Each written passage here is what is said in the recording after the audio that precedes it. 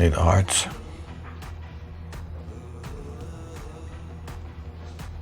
2 of clubs.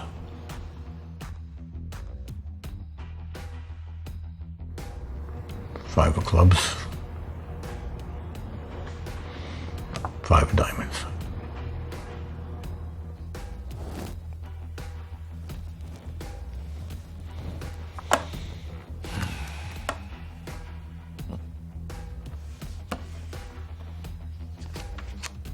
Now, look at that. Actually got one right.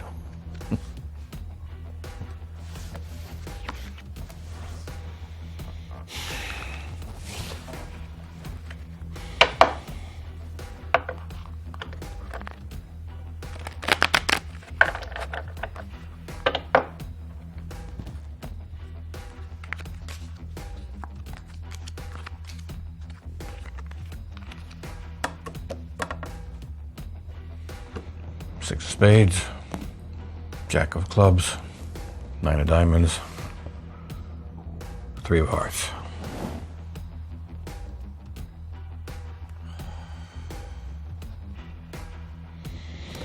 Get decent, dear. We have company. It's open. Hello? There he is. Raul. Has it been a month already? No, still 2 weeks. Well, you old son of a bitch, how are we doing today? Are you working on a project of some sort? Not mine. Sit down, stay a spell. Come on in, don't leave me hanging. Sorry. Just making observations. I'll make them internally. Take your coat off and make notes when you get back to your car. And talk about upping my dose or whatever it is you want to talk about. Understood. So, what do you want to talk about today? What would you like to talk about today? I don't rightly know. I wasn't expecting company, so I'm not at my sharpest. Well, what's going on in your life these days? What were you thinking about when I arrived? The very second, I don't know. Probably something to do with the hypocrisy of Western culture and how it structures families. Half measures, rites of breeding, fascism, things like that. Rites of breeding? Well, you asked. I'd like you to talk about that a little bit more, if you don't mind. What's to elaborate on? It's fascist, structured in any way unnaturally. It's a big fuck you to people who are different and a half measure on its best day to the rest of us. You're being esoteric. Can you give me a concrete example? Sure. Why not? I got nowhere to be right now. Right. Should people be allowed to breed? You want this to be a dialogue? Always. Isn't that all of life? All right. I'd say I prefer some the opportunity rather than others, but okay. Should people be allowed to breed? Yeah.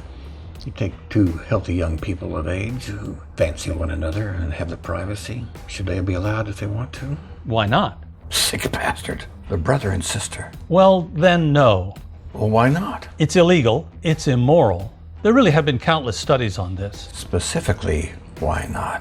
Like you said earlier, just give me a concrete example. Because it produces children with elevated levels of illness, depleted mental activity, sets them up for a lifetime of hardship and difficulty and failure, and statistically speaking, are more likely to commit crimes and lower the standard of living for all those around them. It's not because God said no. No, and the reason it was written into the Bible was the same pragmatic reason, because it produces an inferior future generation of people. So, it's all about producing the most viable offspring, yes?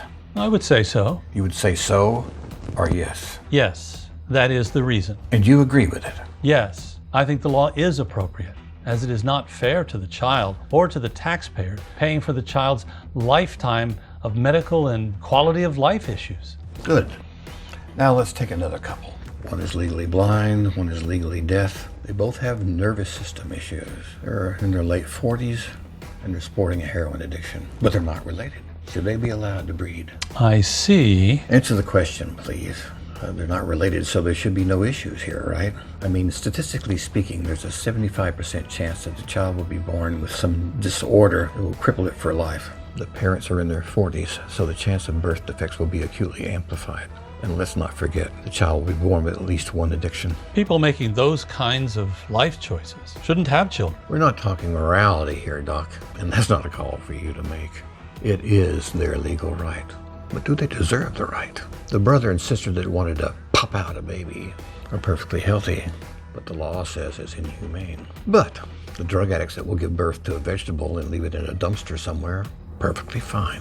Abandoning your child is not legal or fine in any way. You said earlier that it wasn't fair to a child when relatives hook up. So is it fair for troglodytes to mate? And let's say the government did start making restrictions on the breeding habits of strangers specific to genetic imperfections. Where do they draw the line at what specific defect they're going to restrict? Brother and sister are smart, young, and without genetic issue. No dice, no siree. Where is the quality of life for the child that's born deaf, blind, heart issues, and blood disorders that they knew they were going to pass on?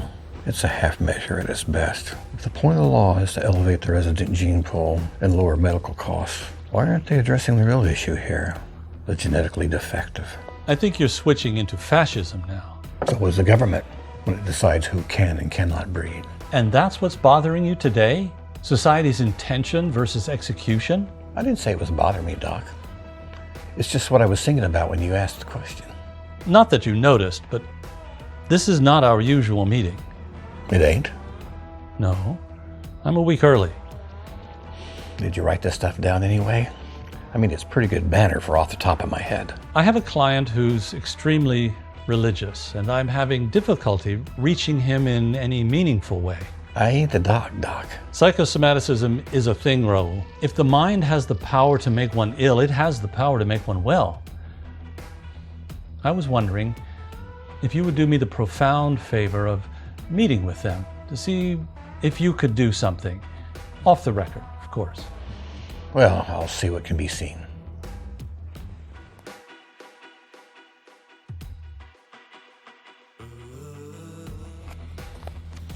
Thanks. Terrence Meridian, attorney at law.